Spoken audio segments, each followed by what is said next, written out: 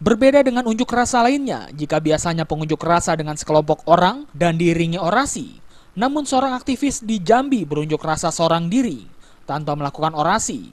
Dia adalah Tajri Danur. Ia mendatangi kantor Dinas Pendidikan Provinsi Jambi untuk berunjuk rasa. Tajri tidak perlu membawa massa yang banyak. Ia hanya seorang diri dan membawa selebaran dan poster yang bertuliskan kekecewaan terhadap pemberian beasiswa untuk pendidikan S2 yang terkesan tebang pilih.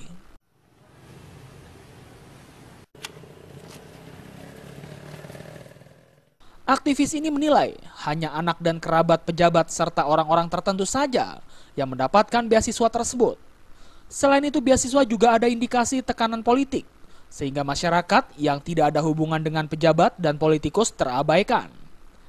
Meski tanpa orasi, Tajri membagi-bagikan pernyataan sikapnya kepada pengunjung kantor dan pengguna jalan raya.